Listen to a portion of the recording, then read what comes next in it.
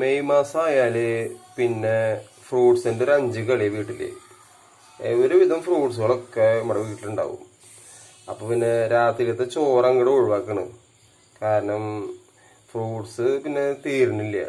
അപ്പോൾ എന്ത് ചെയ്തു, ചോറാക്കാന്ന് വിചാരിച്ചു. അല്ല, ചോറല്ല, ഫ്രൂട്ട്സ് ആക്കാന്ന് വിചാരിച്ചു. രാത്രി കിടക്കുന്ന നേരത്ത് എല്ലാവർക്കും ഫ്രൂട്ട്സ്. അപ്പോൾ അതിൻ്റെ പടിയായിട്ട് നടക്കുക.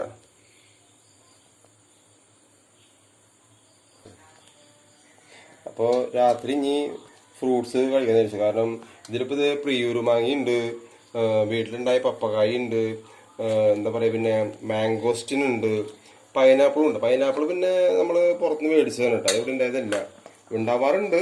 അപ്പോൾ ഇതൊക്കെയാണ് നമുക്ക് ഐറ്റംസുകൾ. ഇനി ഒരു ഐറ്റംസിന് വരാനുണ്ട്. അത് എന്താ പറയുക, നമ്മുടെ ഡ്രാഗൺ ഫ്രൂട്ടാണ്. അത് മുകളിലായിക്കൊണ്ടിരിക്കുന്നല്ലോ കേട്ടോ. വീടിൻ്റെ മുകളിൽ ഇതിങ്ങനെ സെറ്റായി വരുന്നുള്ളൂ, പൂവിട്ട് കായായിട്ട് വരുന്നുള്ളൂ. അങ്ങനെ നിൽക്കണം.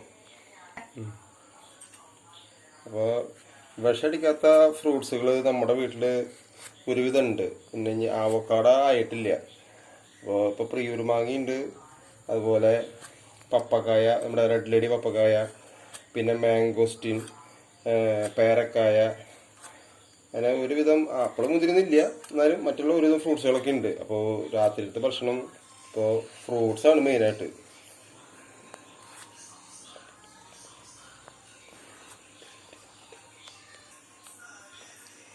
ഉണ്ടാകുമ്പോൾ എല്ലാം കൂടി ഒരുമിച്ചുണ്ടാവുക. അപ്പോൾ നമ്മളെന്താ ചെയ്യുക, ഇനി ചക്ക ഇടാണ്ടിരിക്കുക, ചക്ക മുറിച്ചിട്ടില്ല, ചക്ക അവിടെ ഇരിക്കണം, അങ്ങനെയൊക്കെയാണ്. എല്ലാം ഒരുമിച്ചുണ്ടായി മനുഷ്യൻ തിന്നാൻ പറ്റേണ്ടത്. അപ്പോൾ പറ്റുന്ന പോലെയൊക്കെ ചെയ്യുക. അപ്പോൾ അരി ഭക്ഷണം ഒഴിവാക്കിയിട്ട് പിന്നെ ഫ്രൂട്ട്സ് ആക്കിയില്ലേ ഒരുപാട് ഉഷാറായി. അപ്പോൾ എല്ലാവരും ഒന്ന് നോക്കിക്കോ. ഇതൊക്കെയാണ് നല്ല കഴിക്കാനുള്ള നല്ല സാധനങ്ങൾ. ഓക്കെ, അപ്പം പറ്റച്ചോട്ടാ.